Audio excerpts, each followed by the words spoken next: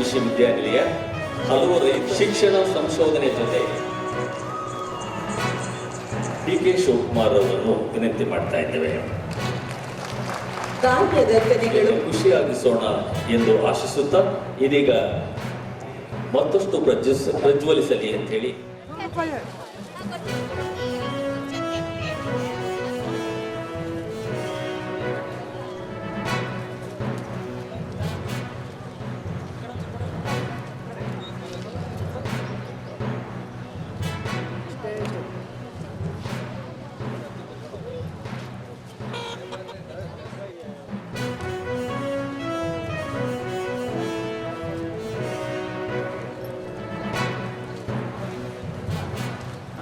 ಏನಿತ್ತು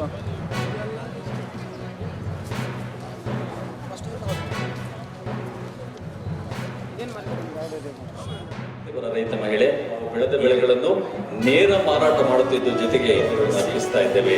ಅದೇ ರೀತಿ ಶ್ರೀಮತಿಯಾಗಿದ್ದಾರೆ, ಇವರಿಗೂ ಧನ್ಯವಾದಗಳು. ಶ್ರೀಮತಿ ಕಾಂತಮ್ಮ ಕೋಸು, ಸೌತೆಕಾಯಿ, ಈರುಳ್ಳಿ, ಚೆಂಡು ಹೂವು, ಸೇವೆಯನ್ನು ಅಳವಡಿಸಿಕೊಂಡಿದ್ದಾರೆ. ದೇಸಿ ಹಸುಗಳನ್ನು ನಾವು ಅಭಿನಂದಿಸೋಣ. ಈ ಮಹಿಳೆಯರು ರಾಗಿ, ಅಲಸಂದೆ ಹಾಗೆ ತುಮಕೂರು ಜಿಲ್ಲೆಯ ತುರುವೇಕೆರೆ ತಮ್ಮ 4 ಎಕರೆ ಜಮೀನಿನಲ್ಲಿ ಆಲೋಚನೆ ಇಲ್ಲ ಅಂತ ಹೇಳಿ ಮುಖ್ಯಮಂತ್ರಿಗಳು ನಾವೆಲ್ಲ ಸೇರಿ ಚರ್ಚೆ ಮಾಡಿ ಆ ಕಬ್ಬು ಕೂಡ ಸ್ವಲ್ಪ ಜಾಸ್ತಿ ಬೆಲೆ ಕೊಡೋ ರೀತಿಯಲ್ಲಿ ಆ ರೈತರನ್ನ ಉಳಿಸೋ ರೀತಿಯಲ್ಲಿ ಮಾಡಿದ್ವಿ. ಕೇಂದ್ರ ಸರ್ಕಾರ ತೀರ್ಮಾನ ತೆಗೆದುಕೊಳ್ಬೇಕಾಗಿತ್ತು.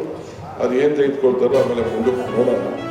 ಸೊ ನಾನು ತಮ್ಗೆ ಹೇಳೋದು ಇಷ್ಟೇ, ನಾವೆಲ್ಲ ಸೇರಿ ಇವತ್ತು ರೈತರ ಬದುಕಿಗೆ, ರೈತರ ಏನು ಅವರ ವ್ಯಾಪಾರ ವಹಿವಾಟಿಗೆ, ಬೆಲೆಗೆ ನಾವೆಲ್ಲ ಕೂಡ ಸಹಾಯವನ್ನು ಮಾಡಬೇಕು.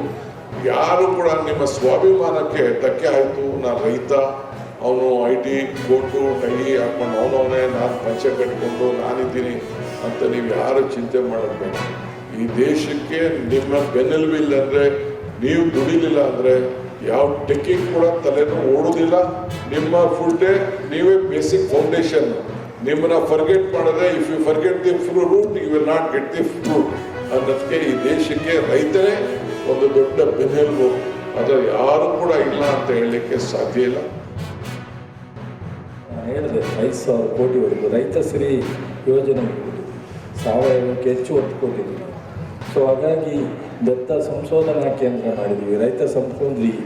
ಸೊ PFMEMನೆಲ್ಲ ಹೇಳಿದೆ 5 ವರ್ಷದಲ್ಲಿ 6,000 ಯೂನಿಟ್ಗೆ ಸಬ್ಸಿಡಿ ಸಾಲ ಕೊಟ್ಟು, ಇದು ಒಂದೇ ವರ್ಷದಲ್ಲಿ 6,000 ಯೂನಿಟ್ಗೆ ರಾಜ್ಯ ಸರ್ಕಾರ 9 ಲಕ್ಷ, ಕೇಂದ್ರ ಸರ್ಕಾರ 6 ಲಕ್ಷ, 15 ಲಕ್ಷ.